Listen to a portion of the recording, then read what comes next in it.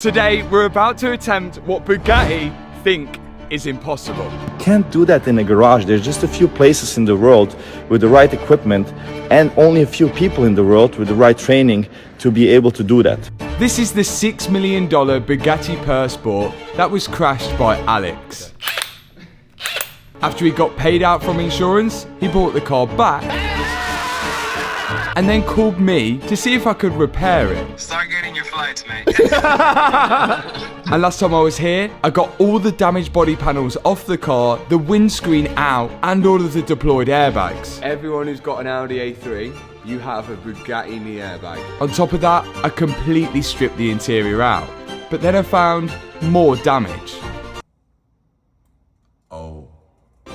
And this was bad. It looked like a huge crack in the gearbox on both sides, which completely threw a spanner in the works. And that damage could decide whether this car's repairable or not.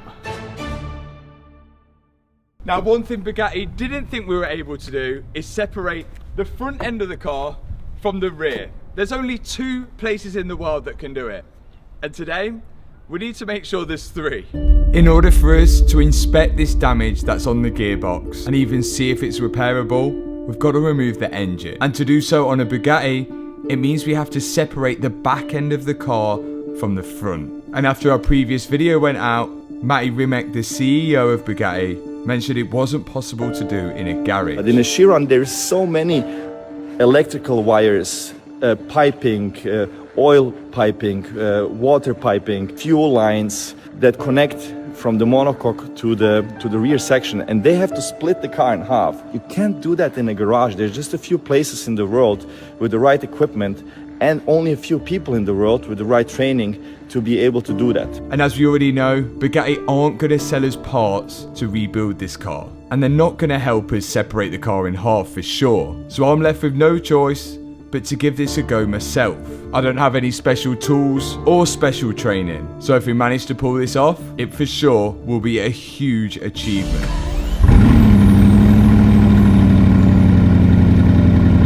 Tony, do you think it's fixable? Of course I do. And we're going to do it now. We're going to be the 3rd, what is it, manufacturer to be able to take this car apart. Whatever a man's took apart, another man can take apart. Yeah. Here we go. We're in Black Horse Performance, which we'll explain while we're here later in the video, because it will all make sense. But for now, we've got to work out how we're going to separate the car in half. Engine out the back, tub out the front. We're just going to have to attack it and start undoing bolts. But I think the first step is to get the side skirts off. Side skirts off first, so let's do it. Okay, so our first step is to start by removing the rear quarters, which are hopefully covering over the bolts which separate the back end of the car from the front. Originally, I thought the side skirts were separate, but it turns out they're all part of the rear quarter. Yeah. Today you've got a new apprentice that isn't me. I have. He could arguably be better. I'm 100% better. Will he be able to use the dugger? Wait, what's a dog?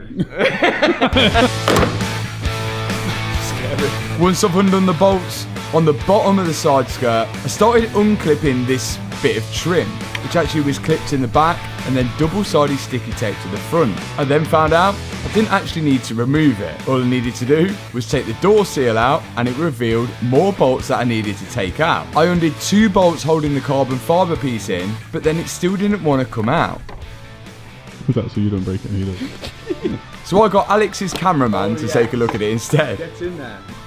Good work. And once he removed that, there was one more bolt which holded that trim piece in. Yeah. Nice work. Do you reckon they do that at Bugatti every time they get something off this car? Sweet.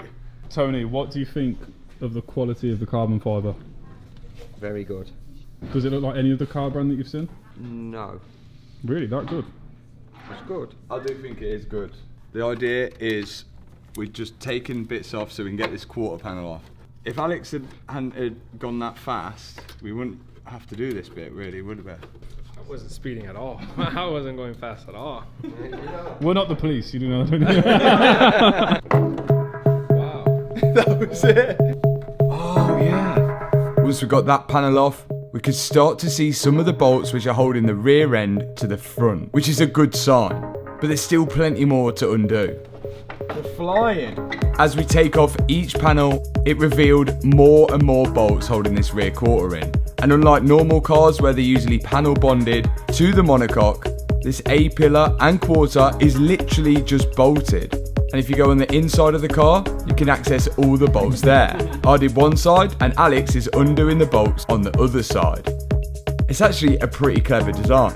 And really, in my head, undoing and taking apart stuff doesn't really take too much skill, which is why it's worrying me that Matty Rimek has told us that it takes specially trained mechanics to get this car apart. I think there's going to be more bolts in the side, so we're going to take this engine cover off. There isn't just like a hatch like a regular car that you just pull a cable and this lifts up. There's bolts from underneath. I think, from what I've been looking at, there's 4 bolts which hold in this grill in. And then this grill will pop out. Then I can access the bolts which hold the engine cover in. So I'm going to take this off first and then get them bolts out. That'll lift off, unbolt them, everything will come apart, and we're doing the impossible. I can see 4 bolts holding this grill in, 1 on each corner. Then I can lift it out. Ah, I didn't need to loosen them all the way out. They're meant to slide out so then you can access the bolts for that. With that grill out, you can see 1 bolt here and 1 bolt there, and you can get my multi-spline tool on it and loosen both of them out. And once I have got both of them out, I think it should just lift off. Wow. 2 bolts. The rear cover was just held in with 2 bolts. And look at that. If you need to top your coolant up, you have to remove the whole rear hatch to do so. The goal was to get the quarters off, but I am going to try and get this wing off, so then it just gives us a bit more leeway, and I think I can get that off in this position now. It's not too bad so far, but I think it's going to get a lot worse, because if they said only 2 people can do it in the world, it's definitely not meant to be this easy. Again, the rear wing was really similar to the engine hatch. About 4 multi-spline bolts holding it in, and there was a couple of T30s on the edge. Yes! And again, it just lifted out. So far, so good. Rear wing off. We're still carrying on. We're trying to get this quarter panel off. There's more bolts we've found, which are down here, little T30s. And once we get that quarter off, we'll be able to visually see so much more and make a bit of a game plan on how we're getting this engine out. I think this car's put together really well. If you do cause any damage to your rear quarter, it literally will just bolt off. And you can put a new one directly in place. But I dread to think how much one of them costs. Time to get it in the air.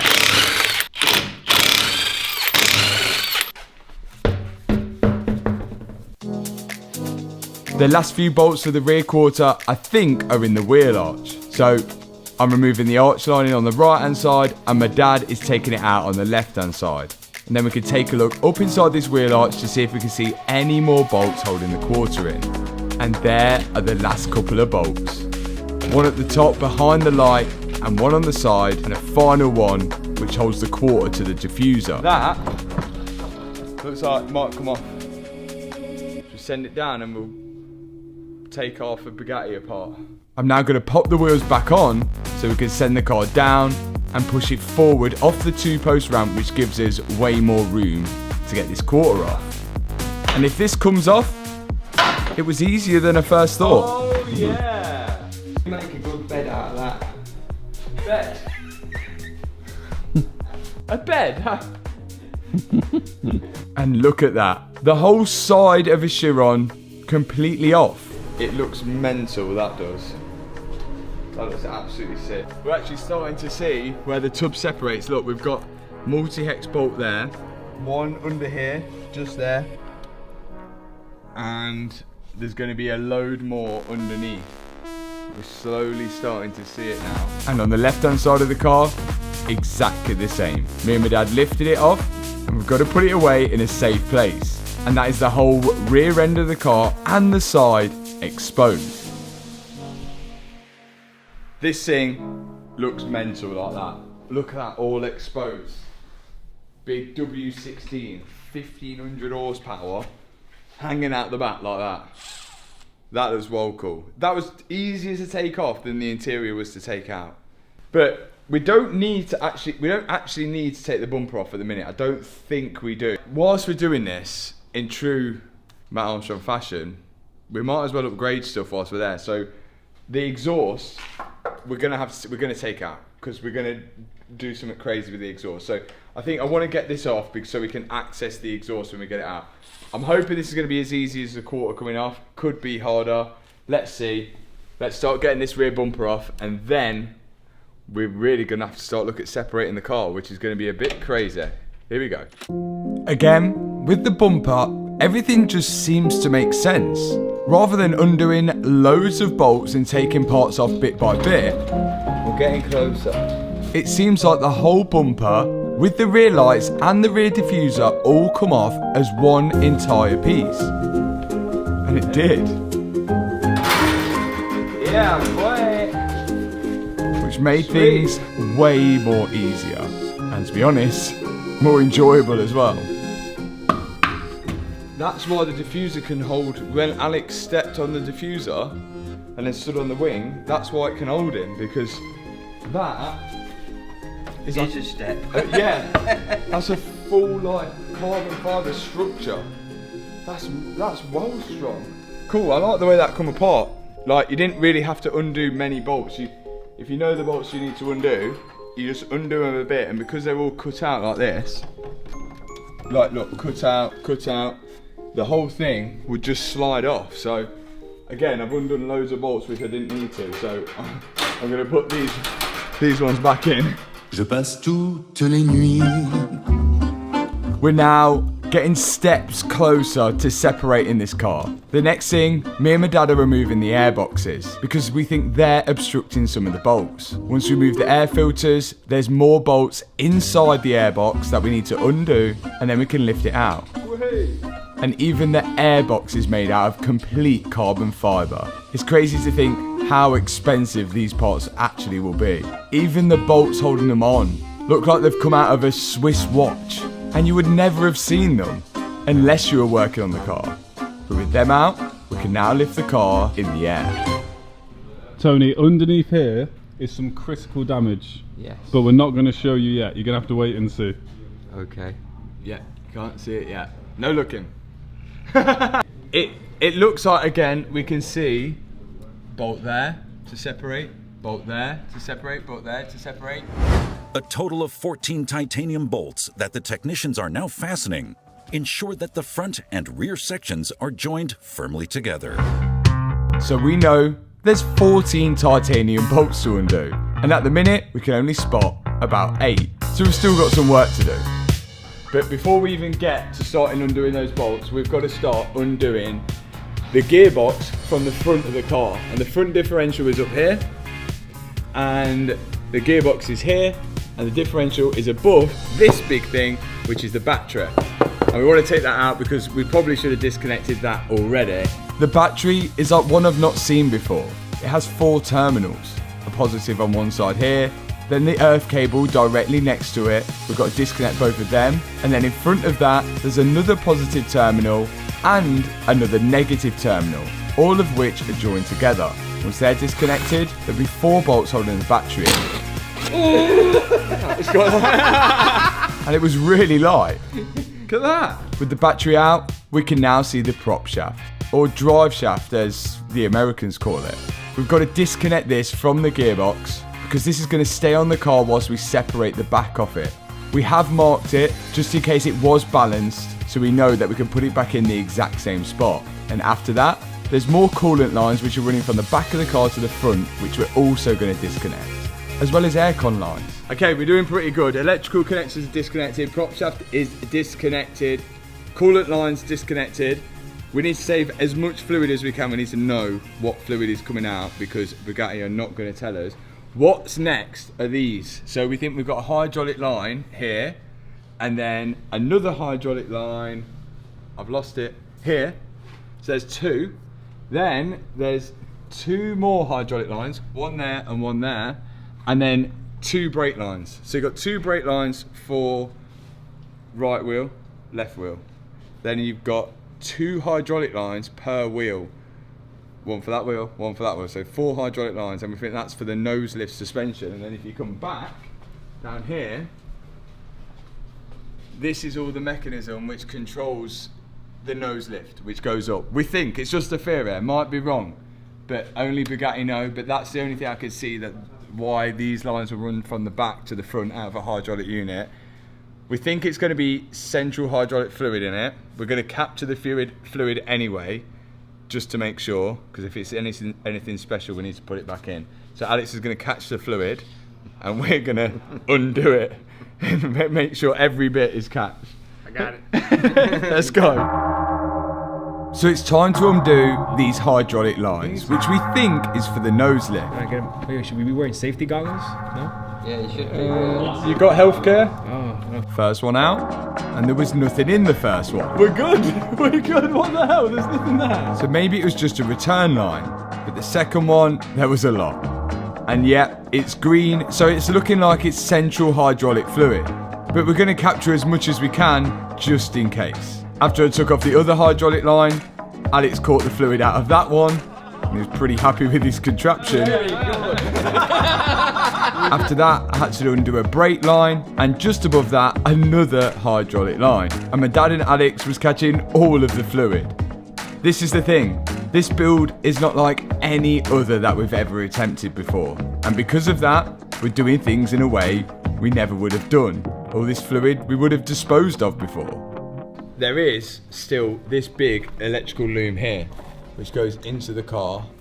And I'm really hoping, I don't know yet, but we're gonna try. I think that is gonna be one massive plug inside here, like underneath the seat or something. I vaguely remember on the video where they built it all together, there was just one guy like plugging something in the seating area. So I'm gonna have a look at that when that comes down, see if we can unplug that, pull that wiring away, and as far as I'm concerned, everything under here is all disconnected and ready to go back. So I hopped up into the car, but then to remove the carpet, to have a look underneath it, I need to take the accelerator pedal out, because that's bolted to the floor. And once I got that out, I can then slide out the carpet, which should give me access to whatever is underneath it. Everything is all here. So, all of these electrical connectors need to be disconnected, and then they need to slide through the tub onto the outside. But so far, to take this apart, I can't see why you'd need any special training. Unless I'm just being completely oblivious. It doesn't seem much different to any other car that we worked on. If anything, it's actually been easier. Now those connectors are undone, I can slide it through the hole in the tub, and that is job done. Job done. Next up are the coolant lines on the outside of the tub, which are running from the radiators at the front, which we need to get repaired, all the way to the engine at the back. But these are in a really accessible position on the side of the car. Alex has done the coolant pipes. Also, the wiring, which goes into the car, is all grouped up in here. So, what we figured out is if we undo this box,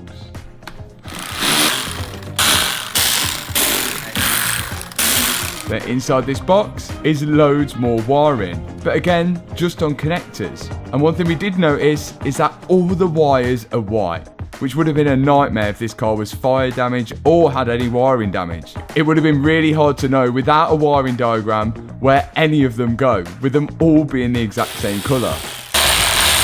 And there was one final wire that we need to disconnect from this board, and once that's loosened, the front part of the loom should separate from the rear part of the loom. Got to undo these bolts here, and then start threading that wiring back out through the front of the tub. And my dad's doing exactly the same on the other side.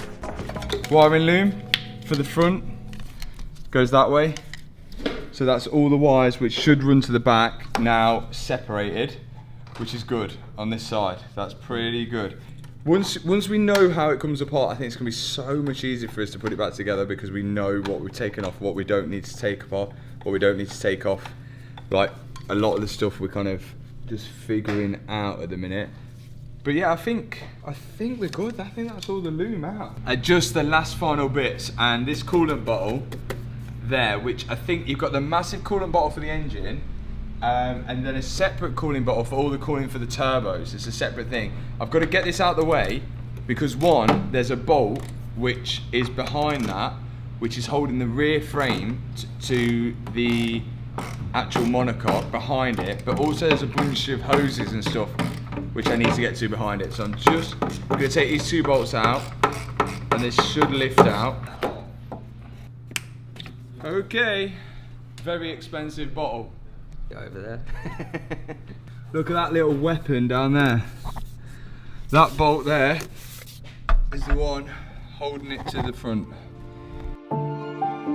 So this is it. It seems like we're at the point where we need to loosen the nuts which hold the back end of the car to the front.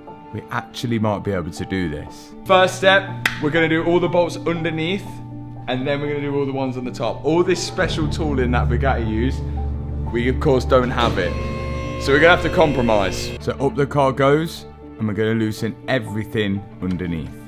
Okay, first step complete. Bolt number 1 is now out. And these are titanium bolts. Straight on to bolt number 2. We're now going to support the gearbox just in case when I remove bolt number 3 and bolt number 4, the gearbox doesn't try and swing down. Next up is bolt number 5. Next one. And then bolt number 6 on the corner. Felt a bit of slack. We're getting a bit of daylight between the engine and the front frame. And now bolt number 6 is out. Now we need to support the rear end of the car and we're going to work out what we're going to do with the front end of the car. I don't know. Alex thinks we can lift it and move it. I'm going to back that, but I'm skeptical because none of us have ever lifted the front end of a BUGATTI before. The tool that BUGATTI use probably costs hundreds of thousands and we've got nothing like it. So we're going to have to improvise with it. Now my dad's on the inside of the car turning the cable so it'll put the gearbox into neutral so we can push it forward again. And now that we've pushed it forward, we're going to put the arms of the 2-post ramp under the rear of the car to support the rear frame that the engine and gearbox is on.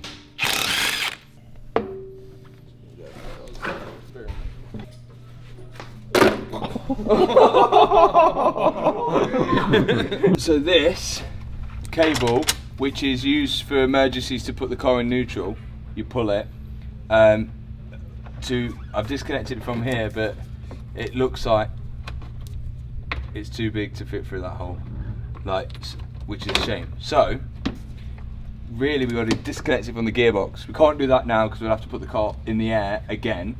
So what we're going to do is when we pull the front away from the car is going to go all the way to the end here, and then I'm hoping that's enough for me to find the cable when it on the gearbox when we move it forward, and I could disconnect it from there. Worst case, I'll have to snip the end. It is just like a BMX cable, and then we'll put a new fitting on the end. I don't want to have to do that, but we'll see what happens when we start moving it forward.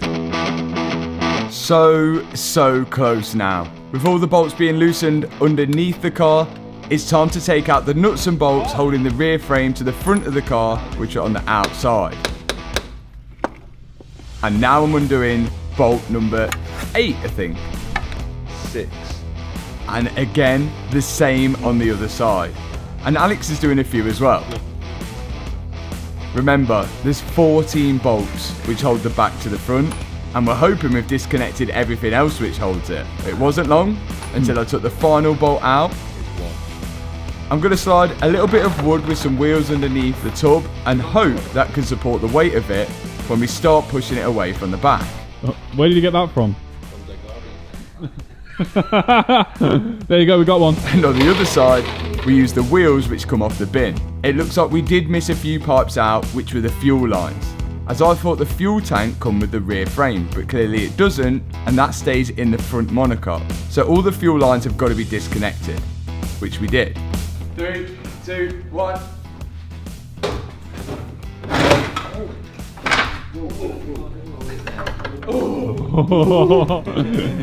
It's apart.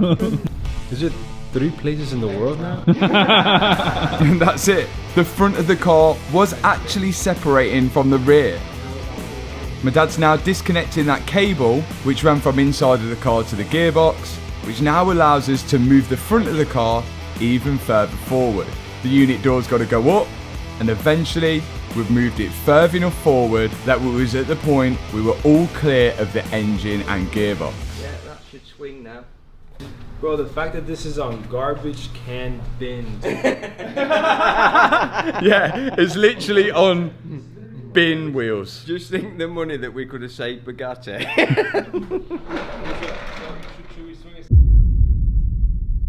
We'd done it. I guess it is true what they say. If it was built by a man, it could be repaired by a man. But we all know it's one thing taking this car apart, it's another skill to put it back together. But this is just an example of one of those things in my life where someone's told me that it's not possible to do, which makes me just want to do it more and more. And I didn't get to the position I'm in now through not giving it a go. And look what happens. Sometimes it does actually work out. Time to start fixing. This actually wasn't too bad at all. And when we look at it, I'm trying to understand how this whole car works. And it's actually like well interesting. Like it's really cool. So the gearbox is here, right? Which actually isn't that big of a gearbox compared to other stuff that we've seen. Starter motor on the top, it's got regular starter motor. Thank you so much, Bugatti, we've not got any of that electric weird stuff. The fuel tank, here and here. Big, massive fuel tank. And I assume they need to be big because if this car's traveling at top speed, there's that crazy like story about that it drains its fuel tank in like 12 minutes or something. We think what's happened is the engine is shunted forward like that, and that's what's caused the crack. And we can see damage from that.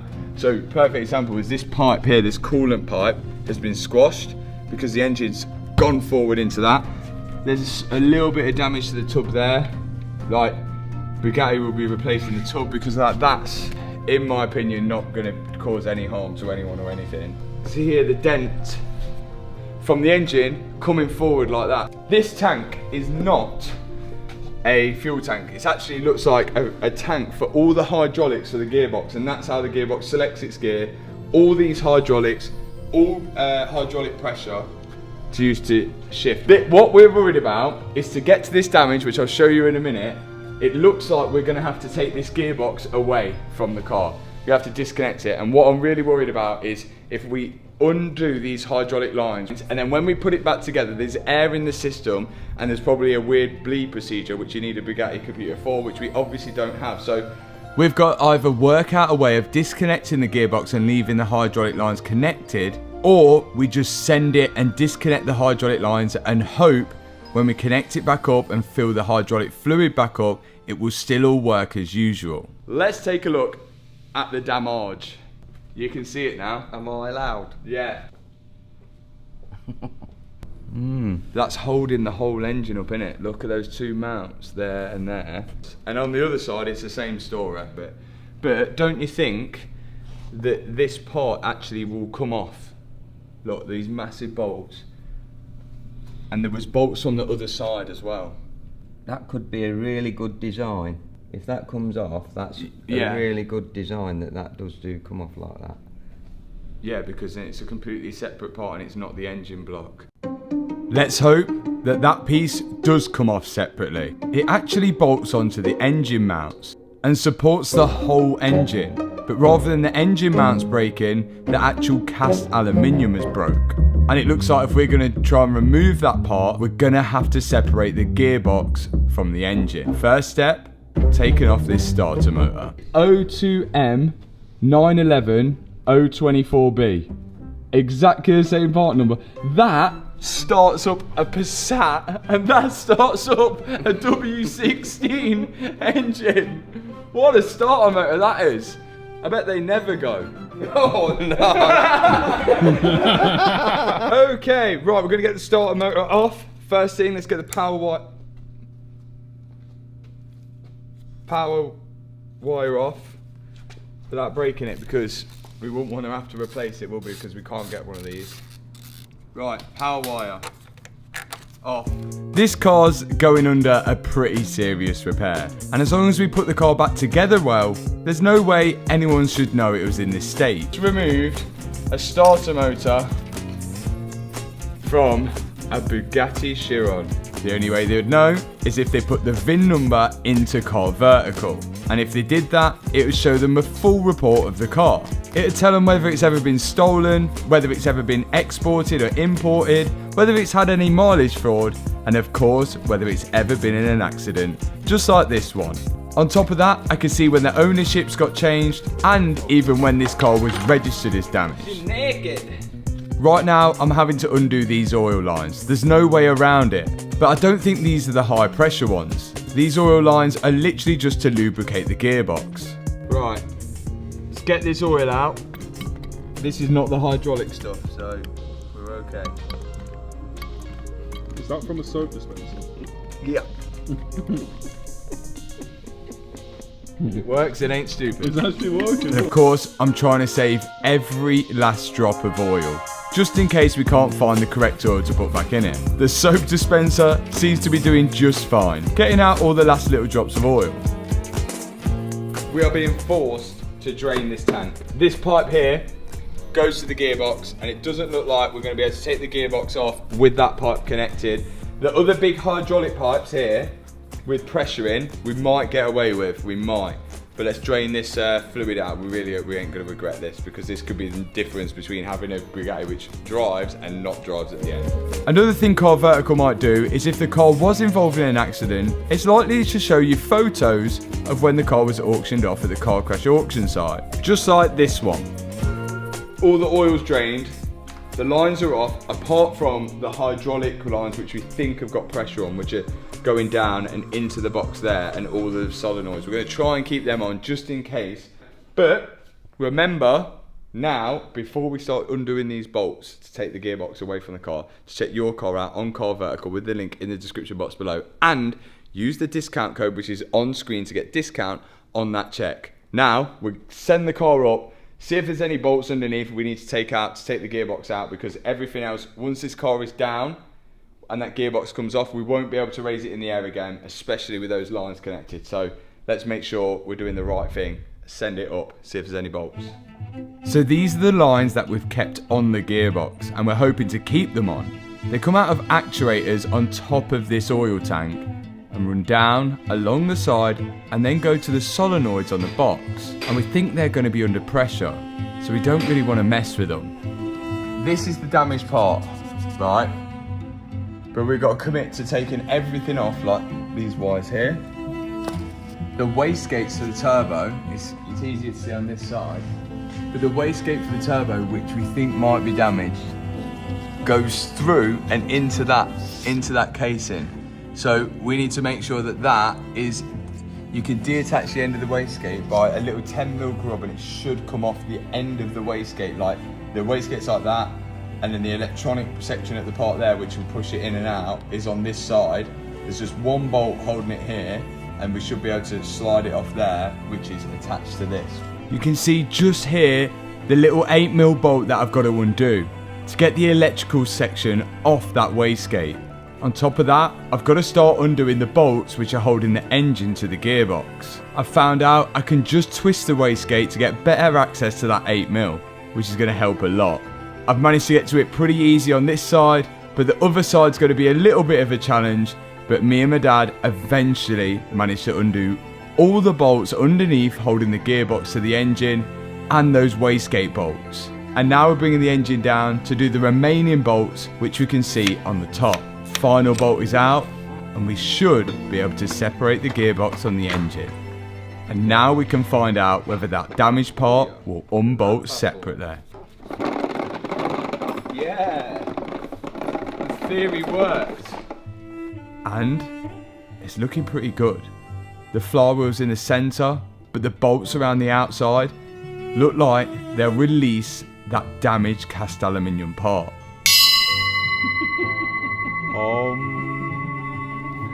All we've got to do now is unbolt the flywheel, which is super lightweight, and once that's out the way, we can access the bolt which is hopefully holding in this damaged cast aluminium part. And once those bolts are out, we can start wedging away this part away from the engine. And it should be a little bit easier at the minute because it is broken. Yeah, boy!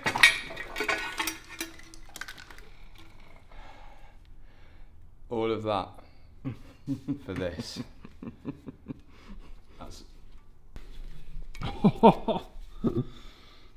so bad. a lot of force has gone through that, innit?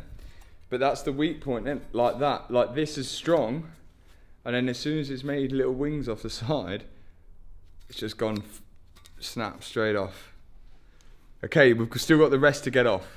This is going to be trickier. We've got to get the rest off the engine mounts now, and then we also then got a plan. We've got to make a plan on how we're going to fix this.